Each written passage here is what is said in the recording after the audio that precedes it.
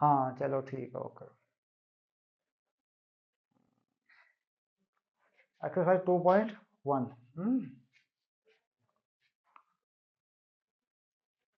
कर डालो क्वेश्चन, और क्या। कौन सा क्वेश्चन करके देखे थे, क्वेश्चन इसके कुछ। कोई अटका हो कहीं, किसी में कोई ट्रायंगल वगैरह लगाने में कोई दिक्कत आई हो। अच्छा, सिमिलर टू ट्रायंगल का क्राइटेरिया अगले वाले में है फिर। थ्री में जाते हैं तो उसमें भी सेम कंसेप्ट है।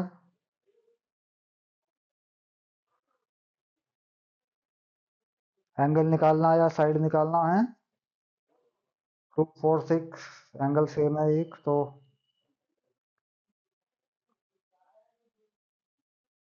क्या है, हलवा मैथमेटिक्स है ना। एग्जाम्पल 7, एक लड़की जो है 90 सेंटीमीटर की, जब walk the base of the ए और पास, दो ट्रायंगल लगा के जा रहे हैं, तो ये एग्जाम्पल देखा था, हो गया या करूं इसको मैं। एक लड़की जो है, एग्जाम्पल नंबर 7 है, girl of height 10 centimetre, 90 centimetre. ये पेज नंबर देख ले एक बार, पेज नंबर है ये 92। 92 के लास्ट में क्वेश्चन है। हम्म, चलो मैं कर देता हूँ, कोई बात नहीं, मैं बता ही दे रहा हूँ ना क्वेश्चन है क्या। ये डाल लिख दिया मैंने, ठीक है। इसने क्या किया है कि यहाँ पे एक डायग्राम दिया है, और इसमें बता रहे हैं ये, a girl of height 90 centimetre. लड़की एक्चुअली क्या हो रहा है कि टावर से, किसी बिल्डिंग से या किसी जगह से दूर जा रही है। ऐसे मान लो कोई बिल्डिंग है इस तरीके से बनी हुई, न्यू लैंड कोई होगा कुछ, और इससे दूर जा रही है लड़की, इस तरफ, ऐसे इस तरफ जा रही है, न्यू। और ये हाइट है लड़की की, ये 90 सेंटीमीटर बताई गई है। और ये जो लैंप है, इसको सीधा मिलाने वाली इसकी परछाई को बात करेगा ये, कि ये लैंप के साथ में, क्योंकि लाइट जो गिरेगी वो यहाँ गिर रही है ना। मान लो लैंप यहाँ जलेगा तो ऐसा कुछ होगा, या जो भी होगा। तो base of the lamp post, speed है 1.2 मीटर पर सेकंड। यानी इसकी जो स्पीड है जिससे चल रही है, वी जिसे कह देते हैं, 1.2 मीटर पर सेकंड। इधर lamp is 3.6 meter above the ground. ये कह रहा है कि लैंप जो है यहाँ से, ये जो है 3.6 मीटर है, ग्राउंड से 3.6 मीटर ऊपर है, ये हाइट है ये। Find the length of the shadow after 4 second. कि 4 सेकंड के बाद, यहाँ पे यहाँ से यहाँ तक का जो टाइम दिया है इसमें, ये दिया है इसने 4 सेकंड। तो इसके बाद इसकी जो शेडो यहाँ बनेगी, ये बनेगी शेडो। हम्म हम्म ये शेडो जो बनेगी ये वाली, तो शेडो को क्या माने अपन, एक्स मान लेते हैं इसको, ठीक है। ऐसा सिंपल।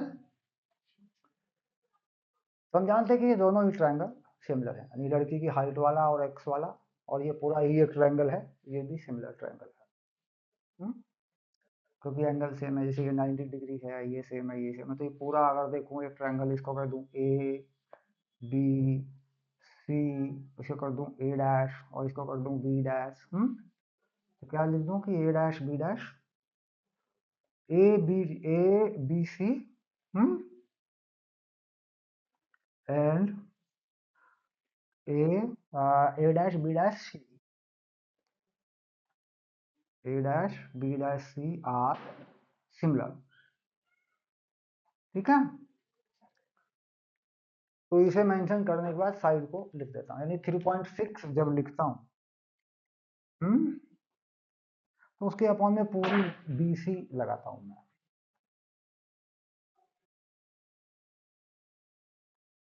ना ना, सिमिलर गिवन करके ही चलेगा, क्योंकि राइट एंगल ट्रायंगल बनते हैं दोनों, ये 90, ये 90। ठीक है, तो यहाँ न्यूमेरिकल में उस चीज को लिख दीजिएगा। सिमिलर लिख दिया तो ठीक है क्योंकि एंगल सेम है ना। और ये सी एंगल कॉमन है तो हो गया काम। हाँ, लिखना है लिख दो एक लाइन में, नहीं तो क्योंकि न्यूमेरिकल क्वेश्चन। तो उसके बाद ये 3.6 के नीचे जो लिखेंगे ये पूरी डिस्टेंस लिखेंगे, तो इस डिस्टेंस को क्या मान लेते हैं, वाई मान लेते हैं, ये वाली। तो इसके नीचे लिखेंगे एक्स प्लस वाई, पूरा ट्रायंगल ले लिया मैंने। ओके। हाँ, उसके बाद छोटा ट्रायंगल लेते हैं। लड़की की हाइट कितनी है, 90। तो 0.9 लिखेंगे मीटर में, क्योंकि वी आर यूजिंग मीटर। तो इसे हमारे एक्स और वाई भी मीटर में ही आएंगे। तो इस ट्रायंगल की क्या क्या बेस बन रहा है, एक्स बन रहा है। तो वाई को निकाला जा सकता है। वाई क्या होता है, वाई होता है distance, that means speed into time. तो लड़की किस स्पीड से चल रही है, 1.2 मीटर पर सेकंड से, और 4 सेकंड तक चली, ये 4.8 मीटर चल गई। हम्म ये वाई का वैल्यू हो गया।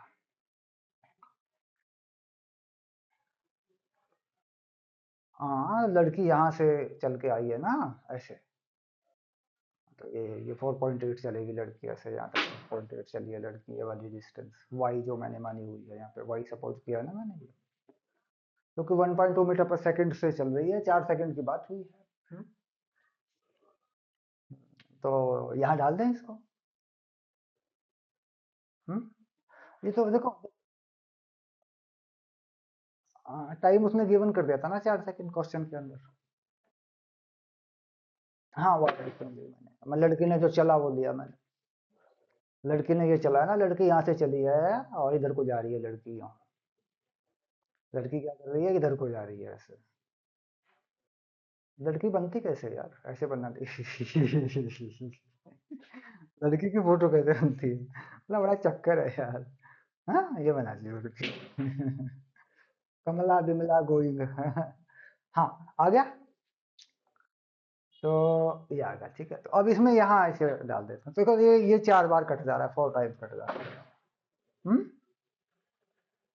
तो कर लेते हैं इसको आगे बढ़ा लेते हैं। 4x और equals to X plus Y. तो लड़कियां हमारी बिटिया जो है, बहनें माँ बहनें हैं, 3x इक्वल टू वाई। ये आ गया देखो। तो x की वैल्यू आ रही है y/3। तो x आ गया, y कितना बनाया था तुमने, 4.8। तो ये x हो जाएगा 1.6 मीटर, यानी परछाई जो पड़ेगी, शेडो, हम्म वो कितनी आ जाएगी, 1.6 मीटर, है ना। तो इस तरह के सवाल है, आगे चलते हैं थोड़ा सा। तो ज्योमेट्री बेस्ड क्वेश्चन है, करके देखेंगे तो निकल आएगा। बाकी कैलकुलेशन बेस है, एंगल दे रखे हैं सब, किसी में कोई डाउट आएगा तो मुझे बताएंगे। क्रॉस एंगल है, नहीं ये भी ठीक है, कोई दिक्कत नहीं है। कॉन्ग्रुएंसी को प्रूव करवा रहा, कोई दिक्कत नहीं है, ये भी ठीक है। ये भी कुछ ऐसा नॉर्मल है। C B isosceles triangle line इतने इतने इतने इतने इतने इसमें अगर ये इसके कॉन्ग्रुएंस है, यानी A B D congruence to E F C. हाँ, ये तो कर सकते हैं, देख सकते हैं इस एंगल को, ट्रायंगल को देखा जा सकता है इन दोनों को, कोई भी। ये क्वेश्चन नंबर 11 को देखें एक बार। अब क्वेश्चन सारे ही जो स्टेटमेंट लिखने वाले होते हैं ना, अब उसमें क्या होता है कि छोटा करके लिखें तो बात बनती है फिर। क्वेश्चन नंबर 11 में क्या करना है, करके दिखा देता हूँ एक क्वेश्चन, फिर उसके बाद आसानी हो जाएगी। ये कह रहा है कि यहाँ पर हमने एक फिगर दी है, ए बी सी ट्रायंगल को दिया हमने, ऐसे दिया हमने ए बी सी, ए बी सी, और ये इसने परपेंडिकुलर डाल के दिया है डी, और इसने कहा है कि ये जो है ए बी सी एक जो ए बी इक्वल टू ए सी है, यानी ये 90 दिया है और ए बी इक्वल टू ए सी दिया, ये गिवन करके दिया है इसमें। ओके, तो इसका मतलब सीधा हो जाए भाई साइड इक्वल है तो राइट राइट बिल्कुल बीच में आता है ये हम निकाल सकते हैं कि भाई ये बिल्कुल बीच में आता है ना, ये पॉइंट ज्योमेट्रिकली हम इसे इक्वल कर देते हैं क्योंकि ये एंगल इक्वल, ये इसके इक्वल, दोनों साइड इक्वल, ये 90 है 90, तो ये सिमिलर हो जाता है, आधा आधा हो जाता है ये। लिख के कर देते हैं अगर जरूरत पड़ी तो। उसके बाद इन्होंने कहा कि हमने कोई पॉइंट लिया बाहर, एक एक्सटीरियर पॉइंट लिया बी सी पर और एक परपेंडिकुलर डाल दिया ए सी पर, यानी हमने कोई पॉइंट यहाँ लिया, ओके, इस तरफ यहाँ बढ़ाया हमने और इसे ए सी पर परपेंडिकुलर डाला हमने, इसके ऊपर एक परपेंडिकुलर डाला हमने ऐसे, और ये जो हमने डाला एफ डाला, इसमें भी हमने कुछ कंडीशन दी। कैसे ये परपेंडिकुलर डाला है हमने, ये देखते हैं। A B equal to if A D is perpendicular to B C हो चुका, E F is perpendicular to E A C पर, प्रूव दैट कि भाई इस पे अगर ए सी पे कोई परपेंडिकुलर डालें इस लाइन से वो मिलना चाहिए ऐसे। तो इसने कहा दो ट्रायंगल इक्वल होंगे यानी कॉन्ग्रुएंट होंगे, यानी ये कह रहा है कि ए बी डी जो होगा, show that A B D, ये वाली चीज आ रही है, ए बी डी की बात कर रहा है यानी उसका आधा।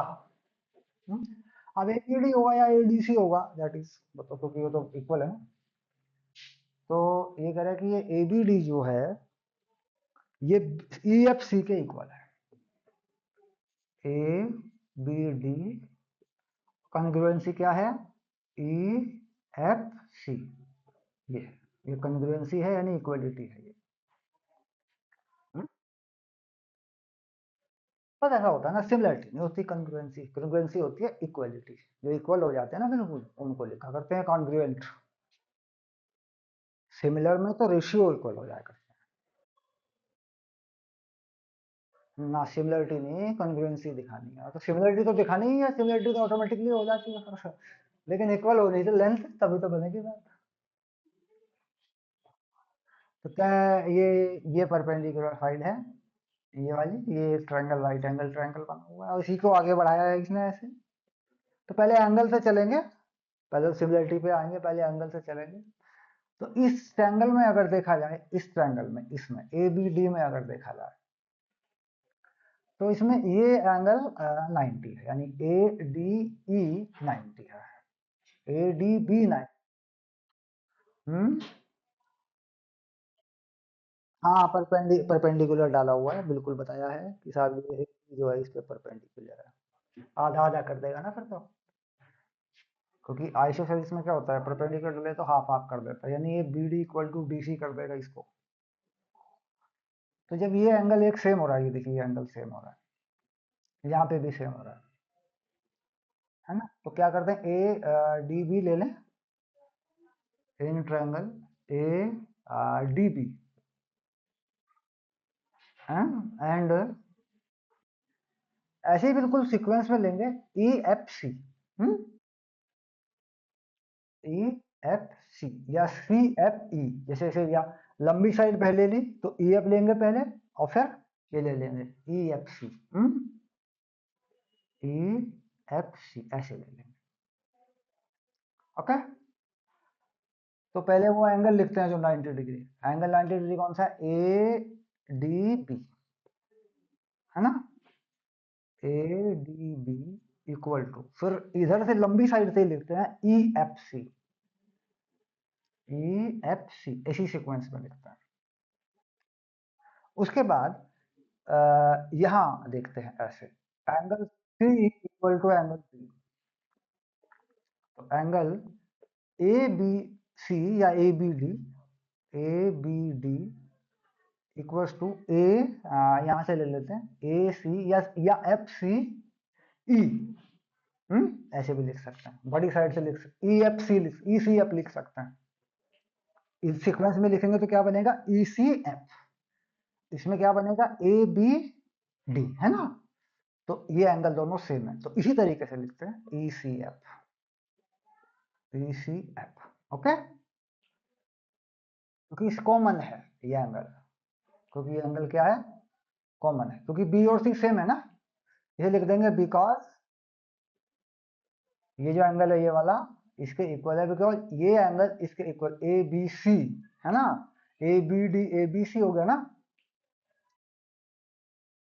हाँ ऐसे इक्वल होते हैं, तो उसके अकॉर्डिंग ये एंगल कॉमन हो गया।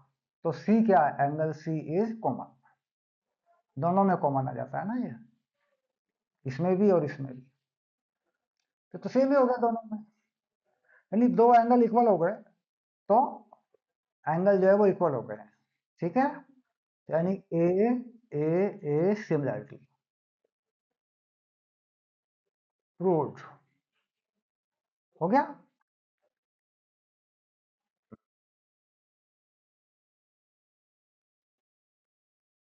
यार मैं बताता हूँ ना, अगर एंगल ए बी डी में एंगल बी की जगह सी को इक्वल ना करूं तो ई एफ सी में नहीं जा पाऊंगा ना।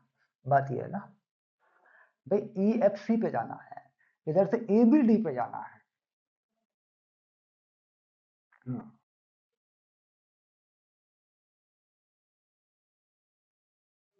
हाँ दोनों में एक जैसा है।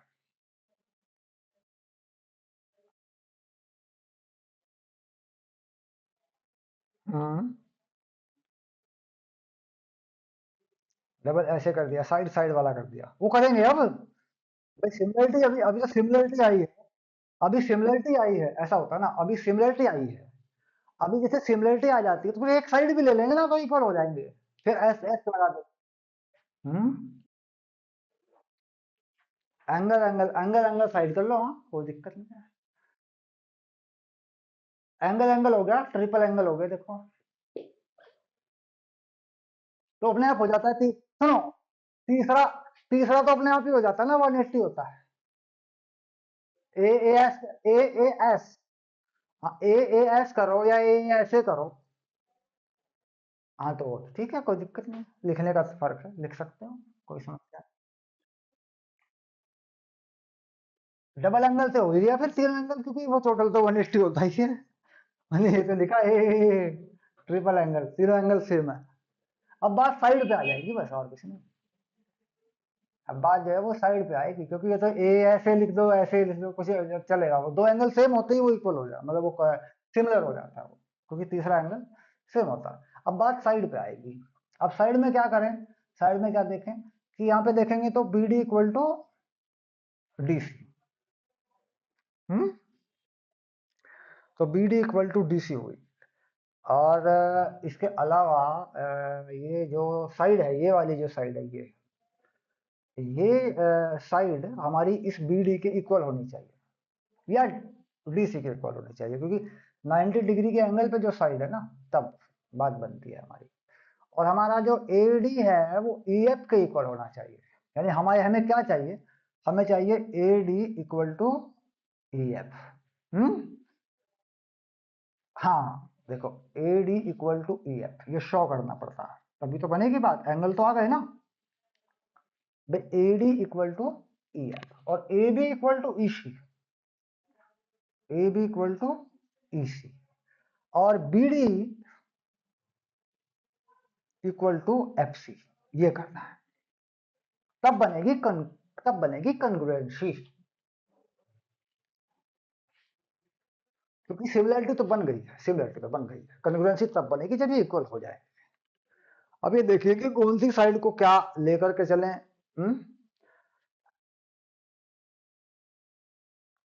हाँ कंग्रुएंसी लिखी हुई है क्वेश्चन के अंदर।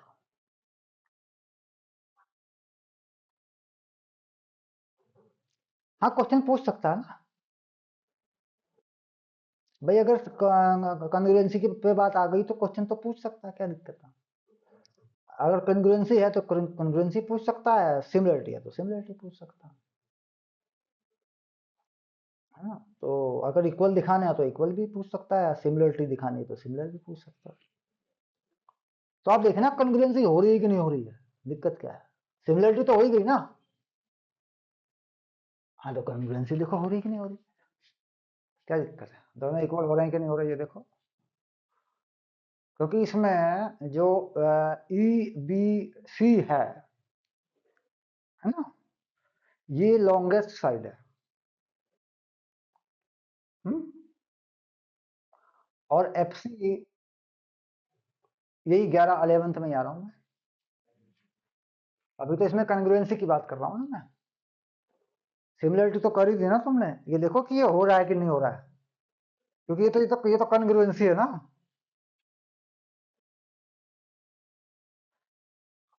क्वेश्चन में जो साइन लगा है वो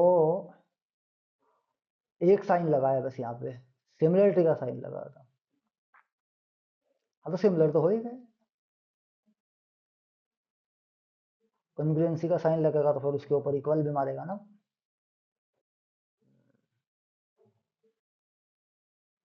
वैसे कॉन्ग्रुएंसी में तो ये पूछ रहा हूँ, कॉन्ग्रुएंसी हो सकती है कि नहीं, मेरा सवाल सिर्फ ये है।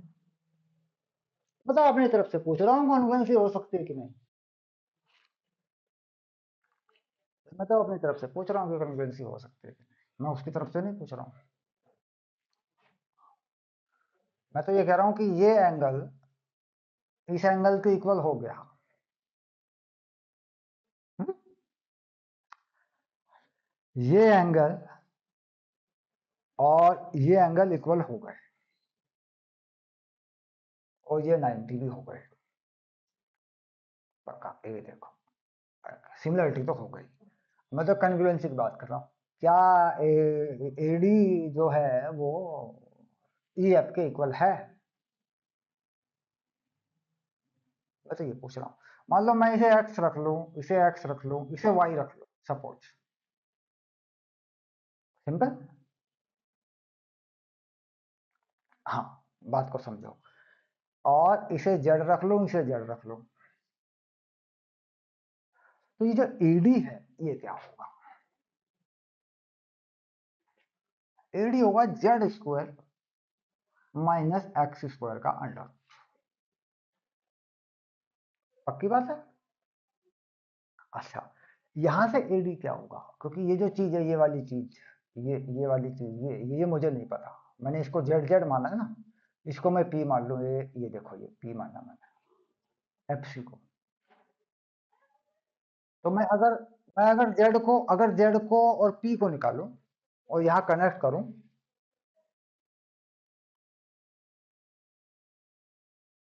हाँ, वो जेड है। जेड में से ही पी काट दिया मैंने। हाँ, तो मैं जो है क्या नाम, ये मैंने पी की बात की है, इस पी की बात की है मैंने। तो मैं अगर पी को लूं और पी के साथ में इस पूरी को लूं, तो ये क्या हो रहा है? Z square plus P square. इसका स्क्वायर लिख लेते हैं। Z square plus P square equal to Y square plus 2x। Hmm? तो Y plus 2x, Y plus 2x का स्क्वायर।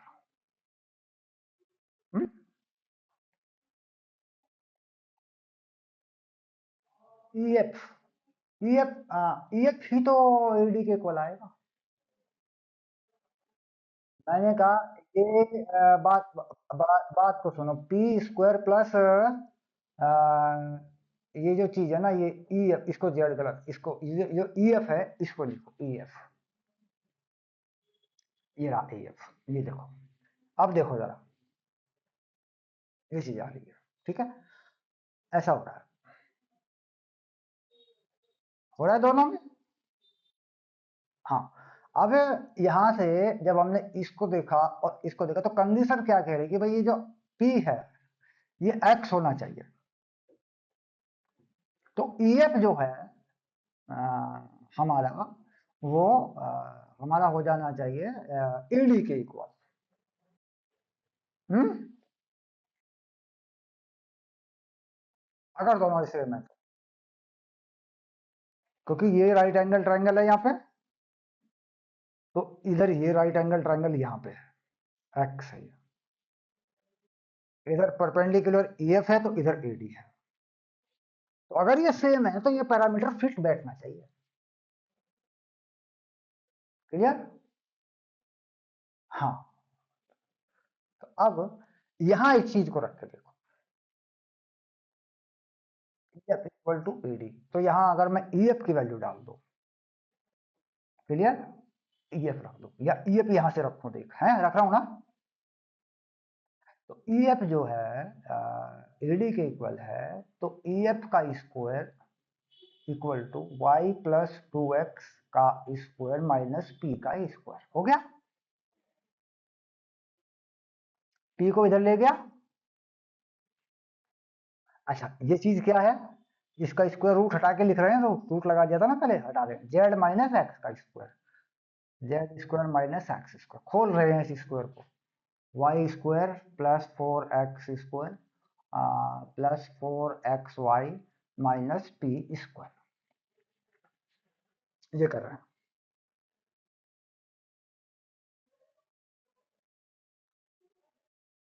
अब यहाँ पे ये चीज जो आ रही है, तो Z square equal to Y square plus five X square four X Y minus P square. तो Z square minus P square जैसी कोई चीज कहीं बनती है क्या? नहीं बनती ना। हाँ भाई, जेड स्क्वायर से कोई चीज नहीं बनती। वाई में वाई स्क्वायर, अब देखो वाई है और वाई के साथ तो ये पूरा नंबर है ना। हाँ तो वाई के साथ में टू एक्स नहीं बनता। ठीक है। तो यहाँ पे क्या होता कि यहाँ पे ये चीजें इक्वल, अपने आप इक्वल आ जाती। यानी हमारे पास क्या आ जाता, पी एक्स के इक्वल आ जाता। अब पी को एक्स के इक्वल डाल के देखूं अगर मैं यहाँ पे, पी को क्या डालना है मुझे, एक्स के equal, Z square Y square plus five X square plus four X Y minus X square.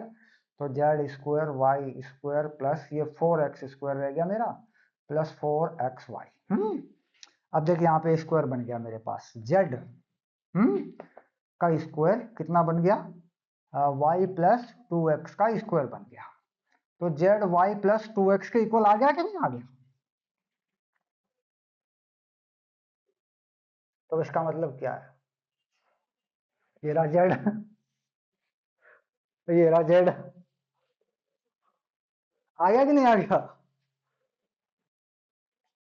तो इसका मतलब कन्ग्रुएंट भी है,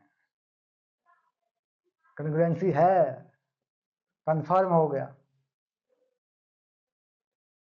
हाँ, तो वो कहाँ, हम जा रहे हैं कन्ग्रुएंसी पे, हम नहीं जा रहे कन्ग्रुएंसी पे। कन्ग्रुएंसी पे तो इसी तरीके से जा सकते हैं, डिस्टेंस को अप्रोच करना पड़ेगा ना, और फिर उस ट्रायंगल के साथ इसके पैरामीटर को मिलाना पड़ेगा। जैसे मैंने माना था कि ये इसको मान के अगर इसके रिलेशन में रख दूं, इसमें से कुछ मानूं और इस वजह से कुछ मान के उसके रिलेशन पे डाल दूं, तो उसके इक्वेशन को ये सेटिस्फाई कर जाए। यानी अगर मैं ए बी डी के इक्वेशन में ई एफ सी का इक्वेशन का कोई पैरामीटर डाल दूं तो उसे सेटिस्फाई कर जाए। तो कंडीशन ये आई थी कि एक्स को पी मान लूं और ई एफ और ए डी सेम कर दूं, तो दोनों सेम हो जाते हैं ट्रायंगल। और इक्वेशन ये बनी थी इस वाले से, और इस वाले से बनी हुई है पहले ही, दोनों से बनाई थी कि नहीं मैंने? तो दोनों में मैंने वो चीज लगा के देखी, तो मैंने कहा देखा नहीं, बात तो सही आ रही, जेड तो वाई प्लस टू एक्स आ रहा है, तो जेड तक वाई प्लस टू एक्स था, लॉन्गेस्ट साइड यही तो है।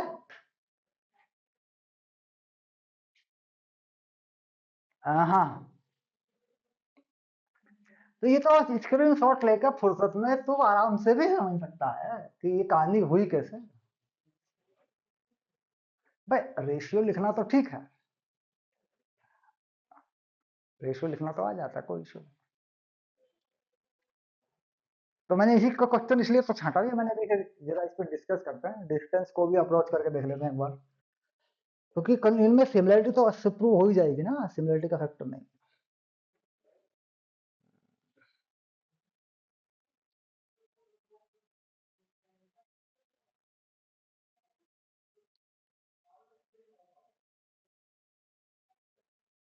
ये सिलेबस में से काट दिया गया कन्ग्रुएंसी को ना, इक्वलिटी को हटा दिया गया, नहीं तो।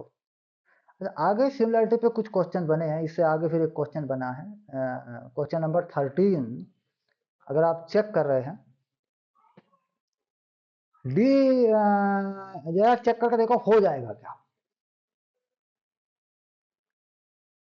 हाँ क्वेश्चन नंबर 13 को चेक करें हो रहा है कि नहीं हो रहा है, क्योंकि इसमें है वो चीज, something upon something equal to something upon something करके फिर वो एक क्रॉस मल्टीप्लाई जैसी चीज आ जाती है, तो उसको जरा देखें एक बार।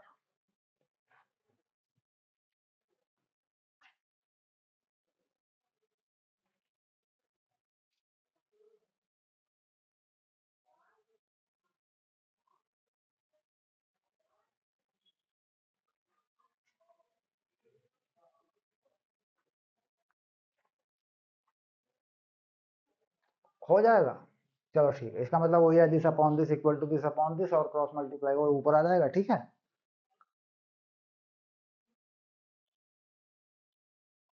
हाँ हाँ हाँ हाँ, मतलब वही है कि भाई समथिंग अपॉन एसी और इधर एसी अपॉन समथिंग, तो वो फिर एसी का स्क्वायर हो जाएगा, तो उधर उधर आ जाएंगे दोनों बन के। अच्छा, ये कह रहा है कि vertical pole of length 6 meter, question number 15 में जरा देखें। Pole of length 6 meter cast shadow 4 meter long on the ground and the same time a tower cast shadow 28 meter long, find the height. और तो दोनों के similar triangle बन जाएंगे, इसकी परछाई इतनी हाइट पे इतनी है, तो उसकी कितनी होगी, बस रेशियो तो चाहिए।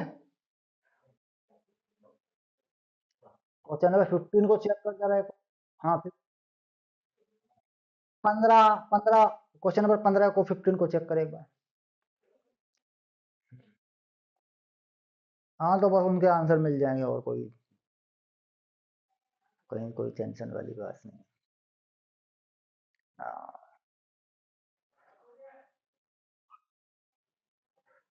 तो कुछ है, एक 3 नंबर का क्वेश्चन है इसमें, और वो जो है काम आता है। मतलब एक क्वेश्चन बनेगा 3 मार्क्स में इसमें से, बोर्ड में।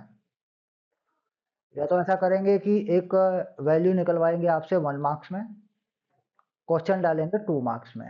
हम्म कोई एक्स एक्स की वैल्यू निकलवा लेते हैं कई बार, क्योंकि वो जो मेरे ख्याल से नहीं होता है कि इसको थ्योरम को 3 नंबर में प्रूव कर दो आप, ऐसा तो नहीं होता।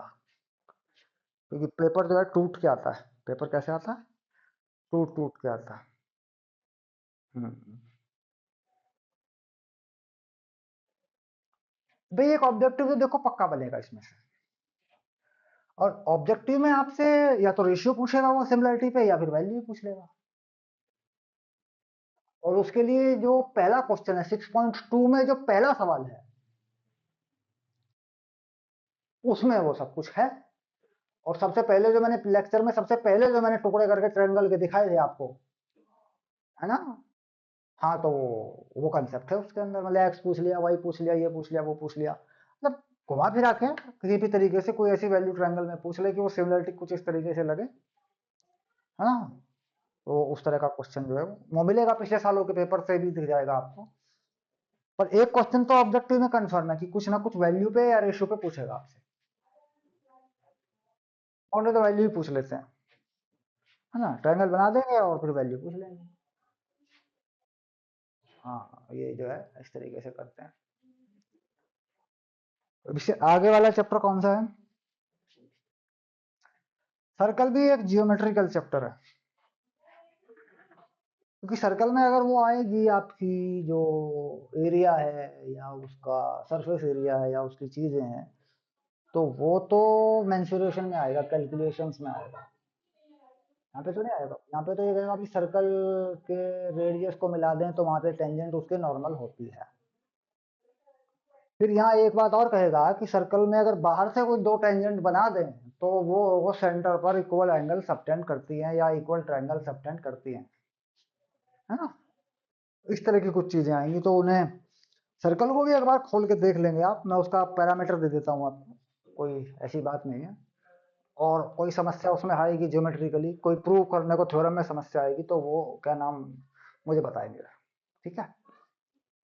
सर्कल को खोल के मैं देख लेता हूँ, क्योंकि वो झंझट बढ़ाने से फायदा नहीं। ऐसा होता है, देखिए सर्कल में क्या हो रहा है कि सबसे पहले तो यही कहेगा कि साहब रेडियस को मिला दें, तो ये टेंजेंट जो है ये 90 डिग्री पर होती है, क्लियर। तो इसका कंसेप्ट क्या होता है कि अगर मैं 90 डिग्री पर ना लूं, किसी भी एंगल पे ले लूं, मान लीजिए इसको यहाँ पे कोई एंगल ले लूं, तो कहता है ये चीज यहाँ मिलेगी, यहाँ इस पे टेंजेंट पे कहाँ मिलेगी, यहाँ मिलेगी, ठीक है। तो इसे मिनिमाइज करता जाऊंगा तो एंगल कैसा हो जाएगा, 90। तो ये स्टेटमेंट थ्योरम में लिखी जाती है, उसे पढ़ के देखना आप। जैसे कहते हैं टेंजेंट जो है रेडियस के नॉर्मल होती है, एक कंसेप्ट तो इसमें ये है। दूसरा कंसेप्ट क्या है इसमें, कि अगर मान लीजिए किसी पॉइंट से दो टेंजेंट डाल दो, ऐसे करके दो, ये बहुत काम आता है, दो टेंजेंट डाल दूं ऐसे, तो यहाँ ये 90 डिग्री पे जाती है, और यहाँ भी ये 90 डिग्री पे आती है ऐसे। तो कह रहा है ये ओ है, और ये ए है, और ये पॉइंट कोई ए डैश है, और ये बी है। तो कह रहा है ये ट्रायंगल इक्वल है, मतलब ये ट्रायंगल कनग्रुएंट है, क्योंकि इनमें साइड इक्वल है, और एंगल तो इक्वल है ही, क्योंकि ये 90, ये 90। हाँ, हाँ, और क्योंकि ये दोनों साइड, ये दोनों इक्वल हो गए, तो ये अपने आप ही इक्वल हो जाएंगे। तो ये दोनों ट्रायंगल एक जैसे हो जाते हैं, यानी ये साइड कैसी हो गई, इसके इक्वल हो गई, यानी A dash B equal to A B, क्योंकि बी ओ कॉमन। हम्म ये तो जब जब एक साइड ही कॉमन हो गई, दोनों में सेम है और एंगल सेम है, तो वो एंगल ही इक्वल हो जाएंगे। उसके बाद रेडियस में दो चीजें और इक्वल है, एक चीज और इक्वल हो गई, यानी ओ बी और ओ ए डैश, ओ ए और ओ ए डैश, यानी ये भी, ये रेडियस है, ये भी इक्वल हो गई। तो इसका मतलब अब ये बात प्रूव हो गई दो चीजों को इक्वल होने से, कि अब ये ट्रायंगल कैसे होंगे, कन्ग्रुएंट होंगे, इक्वल होंगे। तो यानी ट्रायंगल, एक थ्योरम ये है, एक थ्योरम वो टेंजेंट वाली, दो थ्योरम है इसमें। हाँ, बाकी और थ्योरम कट गई है, और भी थ्योरम थी, मैं बता दूंगा उनके बारे में, लेकिन वो हटा दी सिलेबस में से, सर्कल में था तो बहुत कुछ। एक, बहुत है थ्योरम की। हाँ, एक मतलब यहाँ पे भी था ना, एक ये कि यहाँ यहाँ बना दूं, टेंजेंट बना दूं तो एंगल डबल होता है, ये वाला, ऐसी थ्योरम। हाँ, हाँ, हाँ, हाँ, हाँ, सही सही सही, वो मुझे वो तो क्या नाम, वो था मामला, ओ ए डैश बी ये इक्वल हो जाते हैं। अच्छा, एक थ्योरम और थी इसमें, वो इन्होंने हटा दी, क्या किया कि जैसे मान लीजिए ये इस एंगल का, हम्म डबल होता है ये एंगल, ऐसा भी था एक। हाँ, हाँ, हाँ, हाँ, ये भी था एक, तो भी सर्कल में ही था ये भी। तो ये सारा का सारा सिस्टम था। तो यहाँ पे कौन कौन सी थ्योरम है उनको चेक कर लिए एक बार, ठीक है। हाँ, बस ये अपना लिख के स्टेटमेंट बना के इनका देखिए, और इसकी एक्सरसाइज में कोई क्वेश्चन होगा तो देखिए, नहीं तो don't waste the time here, क्योंकि इसको तो एक दिन में भी देख सकते हैं एग्जाम के टाइम पे जाके। तो क्या आना है वो भी देख सकते हैं, और प्रीवियस ईयर में क्या आया है ये भी देख सकते हैं। हम्म? हाँ, तो बस निपटा काम, और क्या करना था। भाई ऐसा होता है ना कि ज्योमेट्री में सिर्फ शेप पर काम चलता है। ज्योमेट्री में क्या होता है कि शेप को फाइनल करते हैं पहले, उसके बाद ज्योमेट्री में आता है जब कैलकुलेशन करते हैं, तो फिर आ जाती है वो कोऑर्डिनेट ज्योमेट्री हो जाती है फिर। हाँ, तो कोऑर्डिनेट ज्योमेट्री में तो बहुत कुछ जाएगा फिर। अभी तो क्या रखा कोऑर्डिनेट ज्योमेट्री में, हमने हमने डिवीजन रखा था, इसमें डिवीजन था भी नहीं, हमने रख लिया। और हमने डिस्टेंस फॉर्मूला रख लिया, ट्रायंगल का एरिया इसमें था भी नहीं, हमने वो भी रख लिया। तो हमने अपना 11th का तो प्रोग्राम बढ़िया बना लिया। और तो इससे क्या होगा कि इक्वेशन ऑफ स्ट्रेट लाइन बस समझाने में मुझे दिक्कत नहीं आएगी।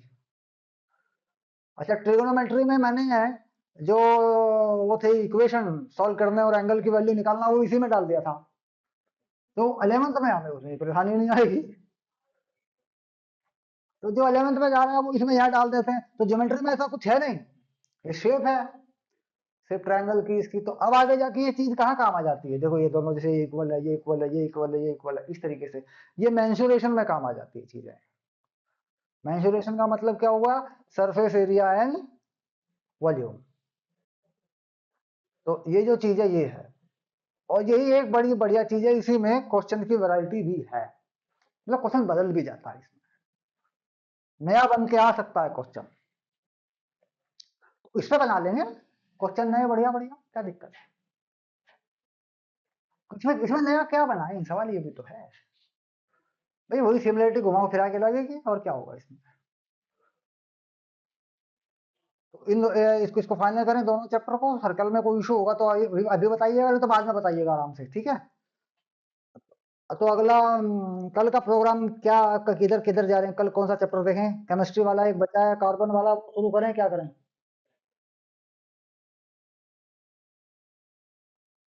ऑब्वियसली अगर बायो की क्लास होगी तो परसों का प्रोग्राम बताओ अपना। हम्म। हाँ वो तो अब तो हमारा ऑर्गेनिक केमिस्ट्री चलने वाला है ना। तो ऑर्गेनिक केमिस्ट्री तो लंबी चलेगी। इसमें क्या होता है कि ये कार्बन है, कार्बन एंड इट्स कंपाउंड लिखा है वहां पे ना। तो ये बड़ा लफड़ा हो जाता है, फिर कार्बन एंड इट्स कंपाउंड में बहुत कुछ आ जाता है।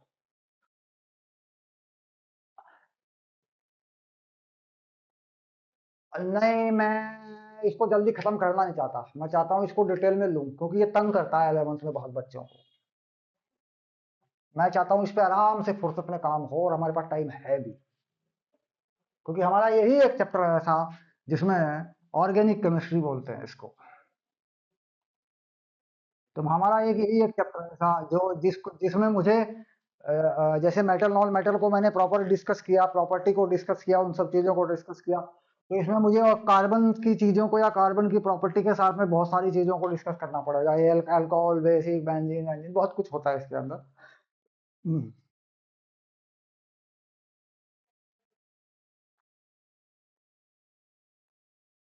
हम्म। वो तो दिवाली की छुट्टियां हैं, दशहरे की, वो तो दिवाली की छुट्टियां हैं, उसमें तो होती ही नहीं क्लास, क्योंकि शायद मैं ना यहाँ रहूँ, मुझे भी निकलना पड़े, वो तो 3-4 दिन का टाइम होता ही है, उसमें तो कोई टेंशन वाली बात नहीं है। तो ठीक। हाँ। नहीं, मुझे ये बता, ये तो बड़ा है, अगर कुछ छोटा तेरे दिमाग में आ रहा है इससे पहले छोटा हो जाए कोई, तो वो कर ले, नहीं तो इसको स्टार्ट तो करना ही है, दिक्कत क्या है? हाँ, कौन सा?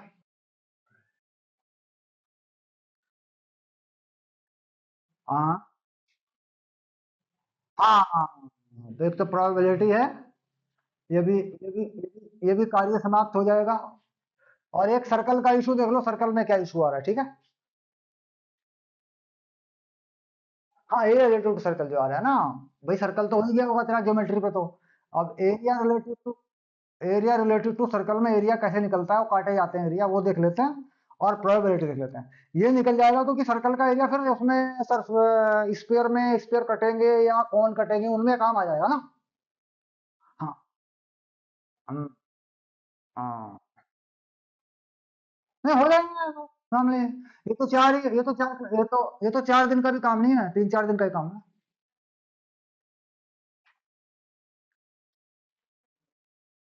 हाँ, फिर ऑर्गेनिक केमिस्ट्री पढ़ेंगे फिर तो। चलिए बस ठीक है, ये फाइनल हुआ, इसको निपटा लेंगे उससे पहले। ठीक है, 3-4 दिन का काम है। ओके। ठीक। ओके, कोई इशू नहीं, आराम करो।